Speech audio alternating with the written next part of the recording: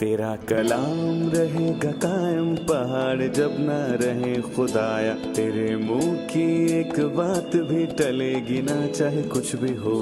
तेरी मान दिए है जिंदा सोने से भी कीमती, मेरा दिल ये दे गवाही है ये किताब अजीम।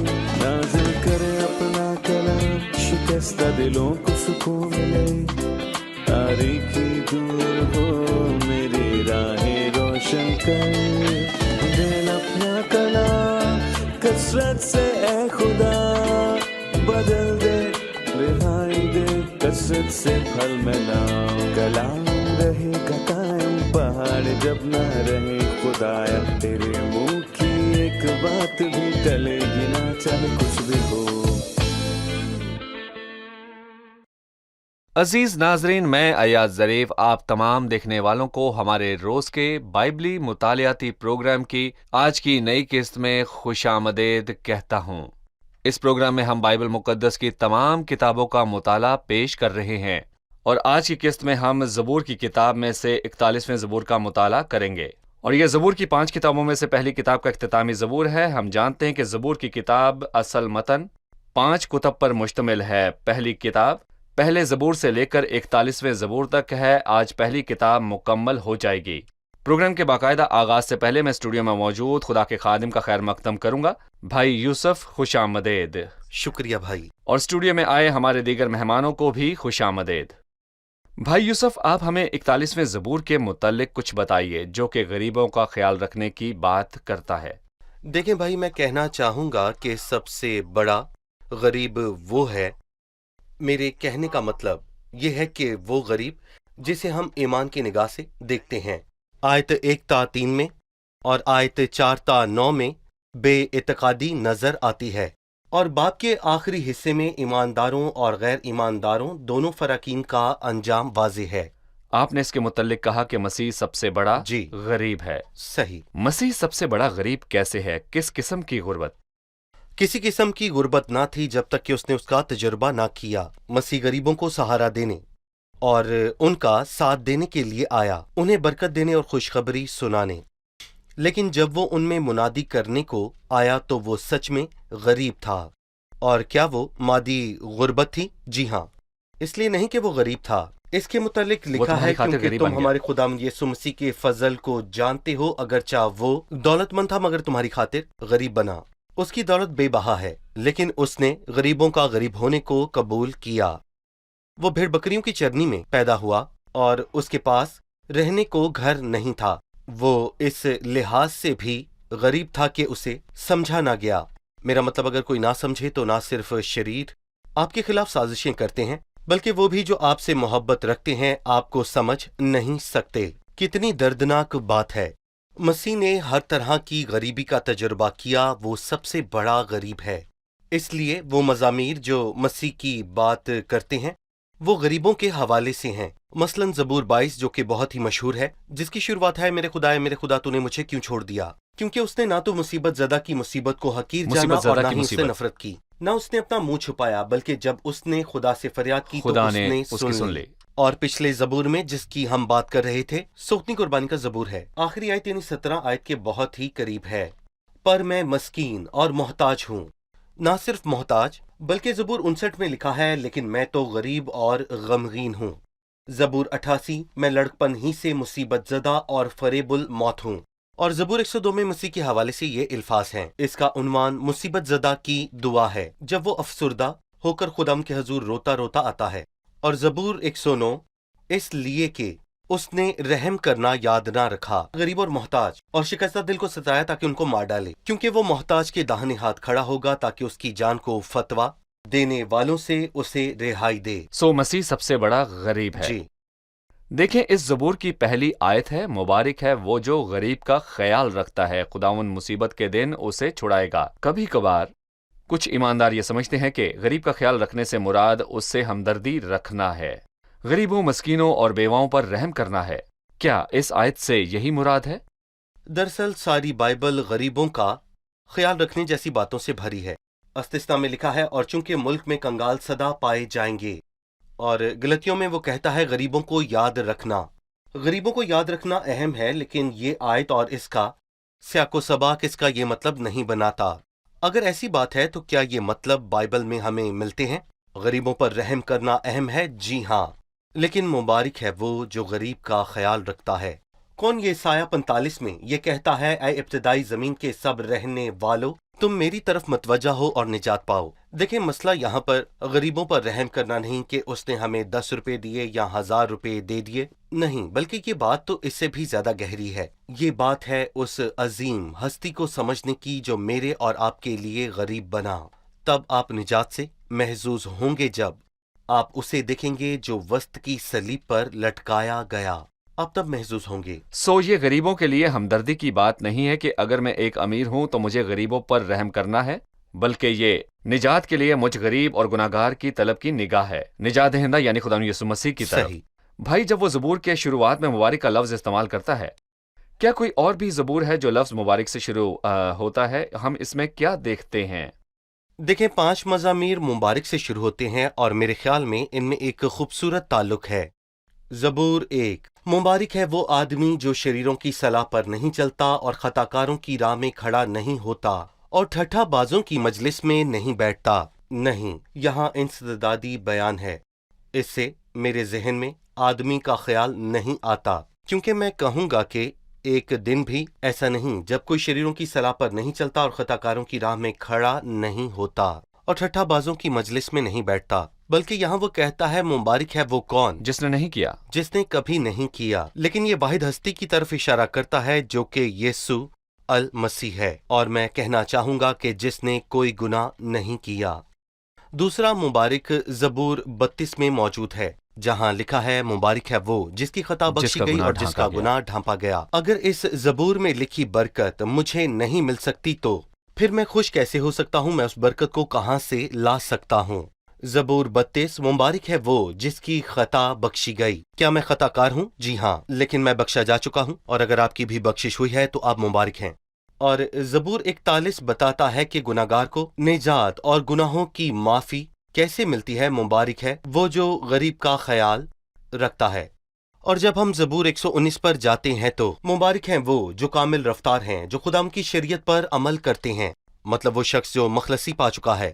تو کیا وہ اپنے دل کی مرضی کے مطابق جیتا ہے یا خدا کے کلام کے مطابق؟ اور پھر اس کے بعد زبور 28 میں بھی اس شخص کے لیے ایک اور برکت ہے جو بخشا جا چکا ہے، کہ وہ فقط خدا کے دل کے موافق ہوگا اور اس کا سارا گھرانہ در حقیقت اس کا سارا گھرانہ ہوگا۔ اب رہی میری اور میرے گھرانے کی بات، ہم تو خدا کی پرستش کرتے ہیں اور سلسلہ وار باتیں اہم ہیں۔ میں پھر سے یاد دلانا چاہوں گا زبور 1، زبور 32، 41، 119 اور زبور 128۔ صحیح۔ اب میں چند آیات پڑھوں گا، اس کے بعد ہم ایک وقفہ لیں گے اور مہمانوں کے سوالات کے ساتھ حاضر ہوں گے۔ زبور کی کتاب میں سے 41واں زبور، میر مغنی کے لیے داؤد کا مزمور۔ مبارک ہے وہ جو غریب کا خیال رکھتا ہے، خداوند مصیبت کے دن اسے چھڑائے گا، خداوند اسے محفوظ اور جیتا رکھے گا، اور وہ زمین پر مبارک ہوگا، تو اسے اس کے دشمنوں کی مرضی پر نہ چھوڑ۔ خداوند اسے بیماری کے بستر پر سنبھالے گا، تو اس کی بیماری میں اس کے پورے بستر کو ٹھیک کرتا ہے۔ میں نے کہا، اے خداوند مجھ پر رحم کر، میری جان کو شفا دے، کیونکہ میں تیرا گنہگار ہوں۔ میرے دشمن یہ کہہ کر میری برائی کرتے ہیں کہ وہ کب مرے گا اور اس کا نام کب مٹے گا۔ جب وہ مجھ سے ملنے کو آتا ہے تو جھوٹی باتیں بکتا ہے، اس کا دل اپنے اندر بدی سمیٹتا ہے، وہ باہر جا کر اس کا ذکر کرتا ہے۔ مجھ سے عداوت رکھنے والے سب مل کر میری غیبت کرتے ہیں، وہ میرے خلاف میرے نقصان کے منصوبے باندھتے ہیں۔ وہ کہتے ہیں، اسے تو برا روگ لگ گیا ہے، اب جو پڑا ہے تو پھر اٹھنے کا نہیں۔ بلکہ میرے دلی دوست نے جس پر مجھے بھروسہ تھا اور جو میری روٹی کھاتا تھا، مجھ پر لات اٹھائی ہے۔ پر تو اے خداوند مجھ پر رحم کر کے مجھے اٹھا کھڑا کر، تاکہ میں ان کو بدلہ دوں۔ اس سے میں جان گیا کہ تو مجھ سے خوش ہے، کہ میرا دشمن مجھ پر فتح نہیں پاتا۔ مجھے تو ہی میری راستے میں قیام بخشتا ہے اور مجھے ہمیشہ اپنے حضور قائم رکھتا ہے۔ خداوند اسرائیل کا خدا ازل سے ابد تک مبارک ہو، آمین ثم آمین۔ ناظرین، یہاں ہم لیں گے ایک چھوٹا سا وقفہ، اور وقفے کے بعد مہمانوں کے سوالات کے ساتھ حاضر ہوں گے۔ مجھے اٹھا کھڑا کر تاکہ میں ان کو بدلہ دوں۔ ज़बूर 41 की ये आयत खुदावंद यीशु मसीह के जी उठने की तरफ इशारा करती है। पत्थर हट चुका था और खुदावंद मुर्दों में से जिंदा होकर कब्र से निकल आया था, और उसी की क़यामत के वसीले हम दाऊद नबी के साथ ये कह सकते हैं कि खुदावंद अज़ल से अबद तक मुबारक हो, आमीन सुम आमीन। खुदा ने निजात के काम को मसीह के मुर्दों में से जी उठने से मुकम्मल किया, जो आसमान पर चढ़ा और खुदा के तख्त के दाहिने हाथ जा बैठा।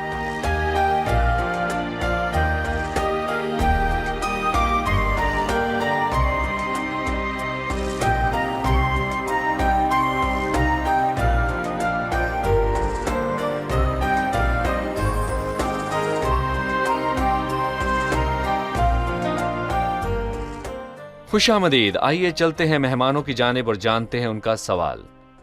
जी 10वीं आयत पर तू है खुदावन, मुझ पर रहम करके मुझे उठा खड़ा कर ताकि मैं उनको बदला दूं। यहाँ किस किस्म के बदले की बात की गई है और वो बदला कब दिया जाएगा? भाई यूसुफ, ये कहने वाला शख्स कौन है? कर्लिस के सवाल में इजाफा है। ये कहने वाला कौन है, किस किस्म का बदला है और कब दिया जाएगा, ये बताइए। देखिए, मसीह बजाते खुद इसका कहने वाला है। अगर हम मान लें कि ये ज़बूर मसीह के मुतालिक है और वाकई 9वीं आयत के मुताबिक ऐसा ही है, जिसका हवाला मसीह ने यूहन्ना 13 में दिया। ये ज़बूर मसीह के मुतालिक है जो कि यीशु मसीह की बात करता है।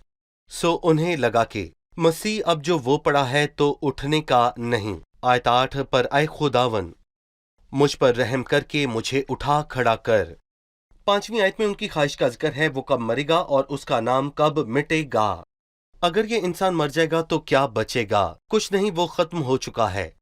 मौत सब का आखिर है, लेकिन मसीह के लिए मौत इख्तिताम नहीं। वो मुर्दों में से जी उठा और उन्होंने कहा अब जो वो पड़ा है तो फिर उठने का नहीं। पर तू आए खुदावन, मुझ पर रहम करके मुझे उठा खड़ा कर। और ये तीसरा दिन हुआ, और चूंकि वो तीसरे दिन जी उठा, सो मैं उन शरीरों को बदला दूंगा जिन्होंने मुझे दुख दिया। इससे हमें वो बातें याद आती हैं जो पौलुस ने अमाल 17:31 में कहीं, क्योंकि उसने एक दिन ठहराया है जिसमें वो रास्ते से दुनिया की अदालत मार्फत करेगा, और जिसने उसे मुकर्रर किया है और उसे मुर्दों में से जलाकर ये बात सब पर साबित कर दी है। और इसका मतलब ये है कि मसीह मुर्दों में से जी उठा है, जो कि शरीरों की अदालत और तजलील का सबूत है। सो वो उन शरीरों को वाकई बदला देगा। और मैं कहूंगा जिसके खिलाफ उन्होंने सख्त अल्फाज कहे। लिखा है, देखो खुदावंद अपने लाखों मुकद्दसीन के साथ आया ताकि सब आदमियों का इंसाफ करे और सब बेदीनों को उनकी बेदीनी के उन सब कामों के सबब से जो उन्होंने बेदीनी में किए हैं और उन सब सख्त बातों के सबब से जो बेदीन गुनाहगारों ने उसकी मुखालफत में की हैं, कसूरवार ठहरे। इसलिए अगर हम ये समझें कि ये अल्फाज मसीह के मुर्दों में से जी उठने को जाहिर कर रहे हैं, सो इसका मतलब है कि बदले की शुरुआत उन सब की शर्मिंदगी से हुई जो मसीह के आसपास थे और उसकी मौत पर शादियाना बजा रहे थे। तब अदालत का दिन आएगा जब वो सब मसीह के सामने खड़े होंगे जो मुर्दों में से जी उठा, और वो उनकी अदालत करेगा। सही। मैं पीछे मुड़कर सबके लिए खुदा के वादे की अमली इतलाक की तरफ जाना चाहूंगा। वो तीसरी आयत में कहता है, खुदावंद उसे बीमारी के बिस्तर पर संभालेगा। तू उसकी बीमारी में उसके पूरे बिस्तर को ठीक करता है। वादा उनके लिए जो गरीब का ख्याल रखता है। खुदावंद उससे कैसे पेश आता है? खुदावंद उसे बीमारी के बिस्तर पर संभालता है। दर हकीकत बड़ी खूबसूरत 7 बातें हैं। पहली बात, खुदावंद मुसीबत के दिन उसे छुड़ाएगा। दूसरा, खुदावंद उसे महफूज, तीसरा और जीता रखेगा। चौथा, वो जमीन पर मुबारक होगा। पांचवा, तो उसे उसके दुश्मनों की मर्जी पर ना छोड़ेगा। और छठा, खुदावंद उसे बीमारी के बिस्तर पर संभालेगा। तो उसकी बीमारी में उसके पूरे बिस्तर को ठीक करता है। ये बरकत हैं। देखें, अगर हम इन्हें तारीखी एतबार से देखें तो दाऊद अपनी गवाहियों का जिक्र करता है। उसकी गवाही कब? जब उसके बेटे ने उसके खिलाफ नबूवत की। और मैं कहूंगा कि एक इंसान के लिए इससे बड़ी गुर्बत और जिल्लत नहीं है कि उसका बेटा उसके खिलाफ खड़ा हो जाए, यानी अलमे बगावत। वो उसे मारना चाहता था, न सिर्फ अपने बाप का तख्ता उल्टना चाहता था बल्कि उसे कत्ल करना भी चाहता था। और मैं कहूंगा कि अगर एक बाप अपने बेटे को उसके खिलाफ सख्त बातें करते हुए सुन ले तो बर्दाश्त नहीं कर पाएगा, शायद वो मर जाएगा। और अगर वो जान ले कि वो उसे कत्ल करना चाहते हैं तो क्या होगा? सो वो बुनियादी तौर पर हर तरह से गरीब है। वो सूबी, माकीरी और बजली जलादी जैसे लोग थे जिन्होंने दाऊद से हमदर्दी की। सो मुबारक है वो जो गरीब का ख्याल रखता है। खुदावंद मुसीबत के दिन उसे छुड़ाएगा। सबसे बड़ा इतलाक, जामे और कामिल इतलाक। और मसीह अपनी मुसीबत के वक्त में है, वो सबसे बड़ा गरीब है। और बहुत सी आयात में इसका जिक्र है जो उसे गरीब कहती हैं। मुबारक है वो जो उसे इज्जत की नजर से देखता और उसके खिलाफ सख्त अल्फाज नहीं कहता। सो दूसरे हिस्से में उसकी मुसीबत पर खुशी की गई है। मसीह को ऐसी नजर से देखना मुबारक बात नहीं है, बल्कि मुबारक हैं वो जो उसे प्यार और इज्जत की निगाह से देखते हैं। और मैं कहूंगा मसीह का दुख मेरी बदौलत था, और मैं मसीह के काम की और उसके रहम की कदर करता हूं जो उसने मुझ पर किया। मतलब तारीखी तौर पर दाऊद अपने जाती तजुर्बे को बयान कर रहा जी हाँ। था और अपनी गुर्बत को, और सही। वो जो उसके आसपास थे जिनका तस्करा आपने किया, जो उससे हमदर्दी रखते थे, लेकिन आसपास दुश्मन भी थे। यकीनन। और उसने अपने दुश्मनों के मुतलिक चौथी आयत में कहा, उसने अपने शरीर दुश्मनों के हवाले से बात की जिन्होंने उसके लिए नफरत जमा कर रखी थी। चौथी आयत, मैंने कहा ऐ खुदावन मुझ पर रहम कर, मेरी जान को शिफा दे क्योंकि मैं तेरा गुनहगार हूं। मेरे दुश्मन ये कहकर मेरी बुराई करते हैं कि वो कब मरेगा और उसका नाम कब मिटेगा, लेकिन इसके बाद वो एक ऐसे शख्स की बात करता है जिसके मुतल्लिक वो कहता है, बल्कि मेरे दिली दोस्त ने जिस पर मुझे भरोसा था और जो मेरी रोटी खाता था मुझ पर लात उठाई। दाऊद की जिंदगी में ऐसा कौन था, और इशारतन मसीह के दुखों की कहानी के किस किरदार की तरफ इशारा किया गया है? हम आयत 4, 5 और 6 में एक दर्दनाक तिहाई को देखते हैं। चौथी आयत में दर्दनाक यादें हैं, मेरी जान को शिफा दे, मैं तेरा गुनाहगार हूं। और 5वीं आयत में शैतानी साजिशें हैं, मेरे दुश्मन ये कहकर मेरी बुराई करते हैं कि वो कब मरेगा और उसका नाम कब मिटेगा।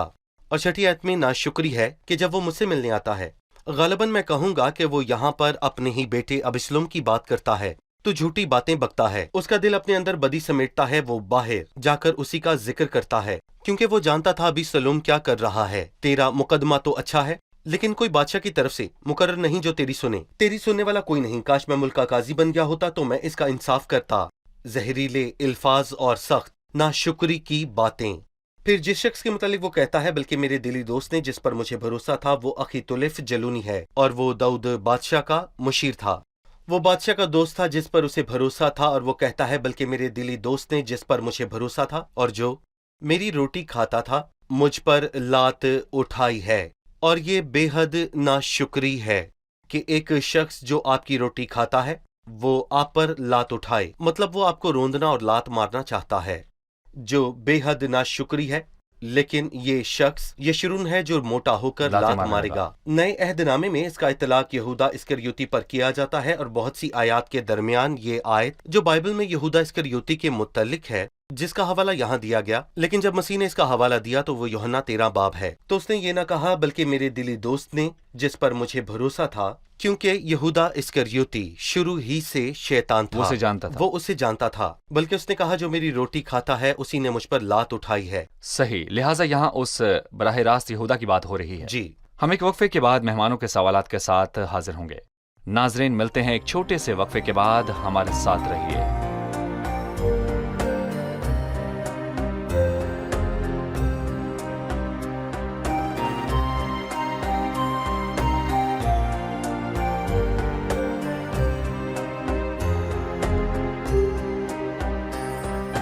खुशामदीद। आइए चलते हैं मेहमानों की जानिब और जानते हैं उनका सवाल।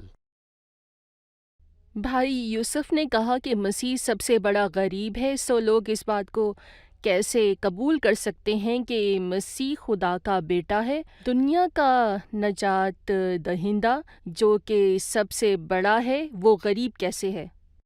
सो बहन का सवाल गरीब मसीह के मुतालिक है। शायद ये अक्स लोगों के लिए ज्यादा पुरकशिश नहीं। मसीह को गरीब कहना लोगों को अच्छा नहीं लगता। हम जानते हैं कि मुजस्सम खुदा है, अजीम है, मौजज़ात करने वाला है, लेकिन गरीब ये बात कैसे कबूल करें, ये बताइए। हमें बताया गया मसीह गरीब बना, हालांकि वो अमीर था। वो गरीब बना हालांकि वो बहुत ही अजीम था। तो क्या उसकी अजमत की कुछ इंतहा है? उसकी अजमत लामहदूद है, और उसकी अजमत की कोई हद थी? सब चीजें उसी के वास्ते और उसी के वसीले पैदा हुई हैं। और मैं कहूंगा कि बाइबल मुकद्दस मसीह की अजमत की खूबी नहीं घटाती। लेकिन तब क्या हुआ जब वो मुजस्सम हुआ, और तब क्या हुआ जब वो इंसानी रूप में आया, और फिर तब क्या हुआ जब वो हमारे गमों को उठाए सलीब पर गया। वो मर्दे गमनाक रंज का आशना हो गया। क्या ये पुरकशिश अक्स है? ये गहरी बात है, और यहाँ पर ये ज़बूर 2 फराकीन की वाज़ेह बात करता है। वो लोग जो हकारत की निगाह से देखते हैं, और वो लोग जो कदर और इज्जत की निगाह से देखते हैं।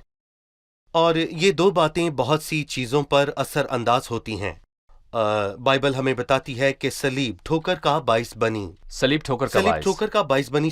صلیب جسمانی آدمی کے لیے ٹھوکر کا باعث ہے، اور اسی لیے مسیح کو یہودیوں نے رد کر دیا، کیونکہ وہ یہ نہیں چاہتے تھے، وہ اور عکس کو چاہتے تھے۔ وہ ایسا مسیح چاہتے تھے کہ وہ رومیوں پر حکومت کر کے انہیں تباہ کرے، تب وہ تیر کی طرح اس کی یہ پیروی اختیار کی بات کرتے۔ ہے۔ اختیار پر گناہوں کا پھر کیا ہوتا؟ نہیں، انہیں گناہ کی پرواہ نہ تھی۔ نہیں، شاید آپ کو پرواہ نہیں، لیکن خدا آپ کے گناہوں کی پرواہ کرتا ہے۔ مسیح نے غریب بننا گوارا کیا تاکہ وہ میرے گناہوں کو اٹھا سکے، لیکن صرف اسی لمحے۔ البتہ اس کو دیکھتے ہیں جو فرشتوں سے کچھ ہی کم کیا گیا، یعنی یسوع کو، جو موت کا دکھ سہنے کے سبب سے جلال اور عزت کا تاج اسے پہنایا گیا ہے۔ جب وہ دوبارہ آئے گا تو کیا تب بھی وہ غریب ہوگا؟ نہیں، وہ اپنے باپ کے جلال میں آئے گا، اپنے فرشتوں کی فوج کے یہودا ساتھ۔ کے قبیلے کا ببر۔ بالکل صحیح۔ لہٰذا اس کی پہلی آمد میں وہ آیا جس طرح براجی سے ذبح کرنے کو لے جاتے ہیں، اور جس طرح بھیڑ اپنے بال کترنے والے کے سامنے بے زبان ہے۔ کیا یہ منظر حسین ہے؟ جی ہاں، ان کے لیے جو خدا کے روح سے روشن کیے گئے ہیں۔ وہ جانتے ہیں کہ ایسا اس لیے ہوا کہ اس نے ہماری خاطر غریب بننے کو قبول کیا، حالانکہ وہ خطاؤں کے سبب سے گھائل کیا گیا اور ہماری بدکاریوں کے سبب سے کچلا گیا۔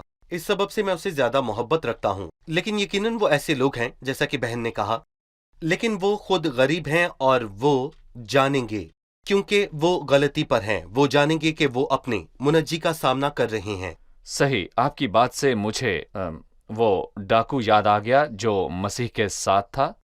انسانی نظر سے دیکھے تو مسیح حقیر، غریب، مصروف دکھائی دیتا ہے، بالکل، لیکن جب اس نے اسے روشن آنکھوں سے دیکھا تو ایک بادشاہ کو دیکھا، اور اس نے کہا خداوند جب تو اپنے جلال میں آئے تو مجھے یاد اسے رکھنا۔ خداوند کے طور پر دیکھے۔ جی بالکل خداوند صحیح، مجھے یاد رکھنا۔ خداوند مجھے اور یاد بادشاہ۔ رکھنا۔ سو وہ بادشاہ جی اور بالکل، خداوند ہے۔ صحیح، ٹھیک ہے۔ بھائی یوسف، میں چاہوں گا کہ آپ مسیح کی کاملیت پر بھی بات کریں، اس کی کامل انسانی زندگی میں۔ ہم نے دیکھا کہ مسیح کی کاملیت یہ ہے کہ خدا کی شریعت اس کے دل میں ہے۔ یہاں اس کی کاملیت اور راست بازی میں اس کے مردوں میں سے جی اٹھنے کی خوبی بھی شامل ہے۔ ہم سے مسیح کی کاملیت کی ضرورت کے حوالے سے بات کریں۔ اگر مسیح کامل نہ ہوتا اور باقی لوگوں کی طرح کوئی گناہ ہوتا، بھلے ہی وہ اسے معاف ہو جاتا، ڈھانکا جاتا اور اس کے کاندھوں سے اٹھا لیا جاتا، کیا تب وہ صلیب پر قربانی دینے کے لائق ہوتا؟ قربانی کا بے عیب ہونا ضرور ہے، اور پہلے پطرس 1:18 میں مسیح کے متعلق کہا گیا، بلکہ ایک بے عیب اور بے داغ برے، یعنی مسیح کے بیش قیمتی خون سے تمہیں آزادی ملی۔ مسیح کامل ہے، اور اسی لیے وہ مردوں میں سے جی اٹھا۔ مسیح مردوں میں سے جی اٹھا، اور یہ بات بہت سی باتوں کی طرف اشارہ ہے۔ پہلی بات، اس کی اہلیت ظاہر ہوتی ہے۔ دوسری بات، اس کے کامل کام کی طرف اشارہ ہے۔ تیسری بات، یہ اس کی ذات کے کامل ہونے کی دلیل ہے۔ تو اپنے مقدس کو سڑنے نہ دے گا، اور تو مجھے زندگی کی راہ دکھائے گا، کیونکہ وہی راست باز ہے جو بے گناہ ہے، کیونکہ ممکن نہ تھا کہ وہ اس کے قبضہ میں رہتا۔ اس لیے وہ کہتا ہے، مجھے تو ہی میری راستی میں قیام بخشتا ہے اور مجھے ہمیشہ اپنے حضور قائم رکھتا ہے۔ اس نے نہ صرف اسے مردوں میں سے جلایا، بلکہ اسے یہاں تک بلند کیا کہ اسے آسمانی مقاموں میں اپنے داہنے ہاتھ بٹھایا، ہر ایک حکومت، مرتبے اور طاقت سے زیادہ بلند۔ لہٰذا مسیح بے گناہ تھا جی کیونکہ وہ فدیہ ہے، اور فدیے کا بے عیب ہونا لازمی ہے، اور مسیحی وہ واحد راست باز ہے جو بے گناہ ہے۔ صحیح۔ خداوند آپ کو برکت دے بھائی یوسف۔ اب ہم جانیں گے کہ مہمانوں نے آج کی قسط میں کیا سیکھا۔ آمین۔ جی، تو آج آپ نے کیا سیکھا؟ میں خداوند کے لیے شکر گزاری محسوس کرتی ہوں کہ اس نے اپنے بیٹے کو بھیجا اور مسیح ہماری خاطر غریب بنا، لیکن فرق یہ ہے کہ اس نے اس کا انتخاب اپنی مرضی سے کیا، جیسے کہ پولس فلپیوں میں کہتا ہے، بلکہ اپنے آپ کو خالی کر دیا اور خادم کی صورت اختیار کی۔ صحیح۔ مبارک ہے وہ جو مسیح کو دیکھتا ہے، جو سب سے بڑا غریب ہے، جو اس کی نجات اور اس کے صلیبی کام اور محبت کو تکتا ہے۔ صحیح۔ وہ جو حقیقی غریب کا خیال رکھتا ہے بہت سی برکتوں کو پاتا ہے۔ یہ بات حوصلہ افزا ہے کہ یسوع جو سب سے بڑا غریب ہے، جس نے ہر طرح کی غربت کا سامنا کیا، وہ ہمارے جذبات سے واقف ہے اور ہماری کمزوریوں میں ہمارا ہمدرد ہے۔ صحیح۔ شکریہ، خداوند آپ سب کو برکت دے۔ بھائی آپ کا بھی شکریہ، اگلے پروگرام میں پھر ملاقات ہوگی۔ عزیز ناظرین، خداوند کا میرے اور آپ کے اور دنیا کے تمام دیکھنے والوں کے لیے یہ ہے کہ مبارک ہے وہ جو غریب کا خیال رکھتا ہے، خداوند مصیبت کے دن اسے چھڑائے گا۔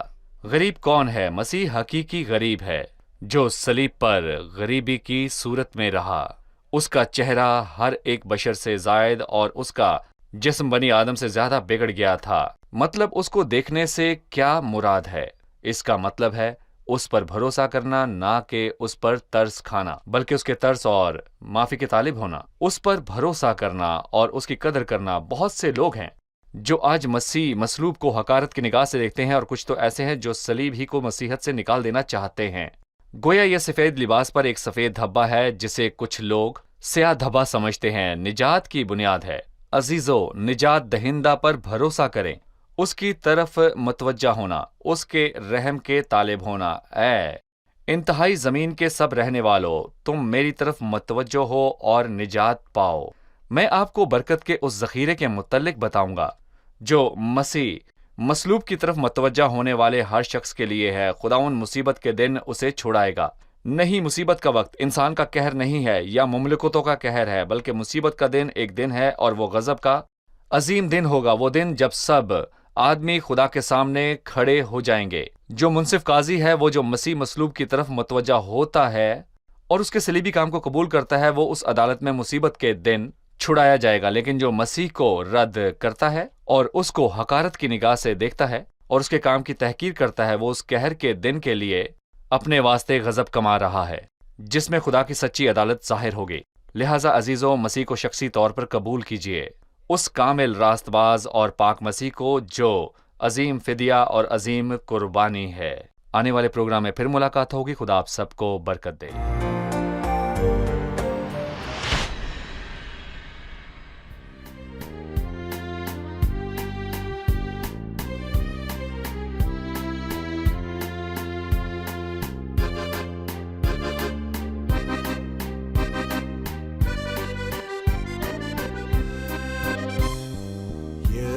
إلهي ذا دعائي أن تعرفني المزيد عن حياتي كيف تنمو في المسيح وتزيد.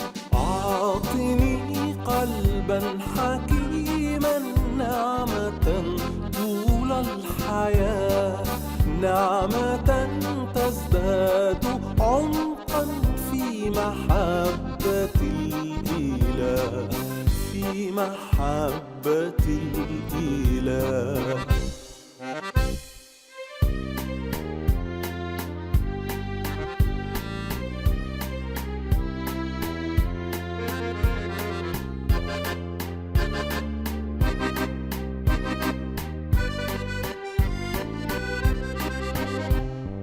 ربي ثبتني وزدني حكمة بين الآنام، علمني كيف أنمو، كيف أخطو للأمام، كيف أسمو، كيف أغدو سالكا طرق السلام، باذلا كل اجتهاد خادما على الدوام، خادما على الدوام.